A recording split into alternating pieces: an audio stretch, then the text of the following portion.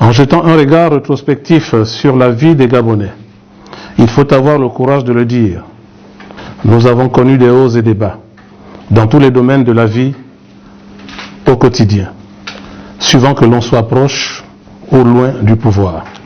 Oui, des hauts et des bas ont côtoyé nos foyers, nos ménages et nos individualités, rendant la vie trop souvent difficile et parfois insupportable pour la majorité des compatriotes.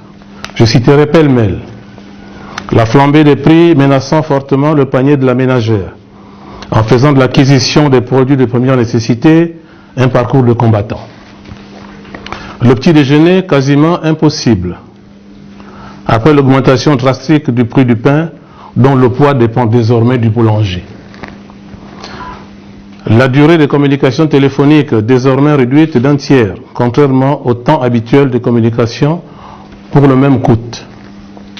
Le prix du parcours en taxi, dans le cadre du transport urbain et interurbain, désormais à la tête du chauffeur qui, pour une même destination à partir d'un même point d'embarquement, fait payer 2 fois plus cher le client nanti et pressé qui le sollicite.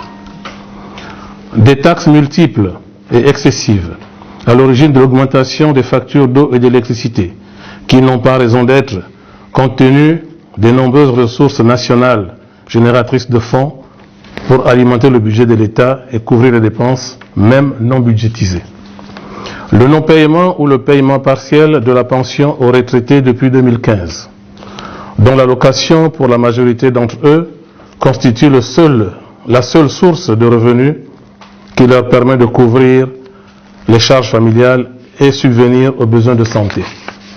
Qui du Parti démocratique gabonais, PDG, ou du président de la République doit rendre des comptes au peuple gabonais de la gestion du pays au lendemain de l'accident vasculaire cérébral de son Excellence Ali Bongo Ondimba, pour qui des incertitudes par rapport à son état de santé demeurent dans les esprits des compatriotes, quand bien même un peu plus visibles ces derniers jours.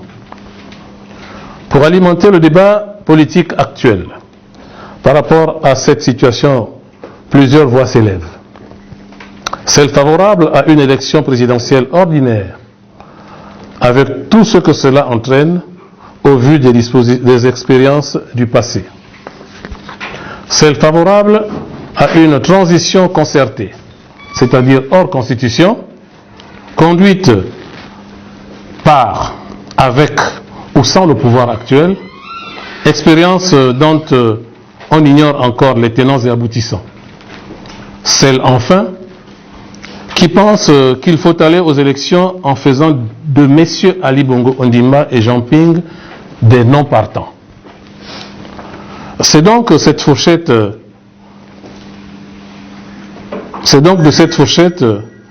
que sortira l'option choisie.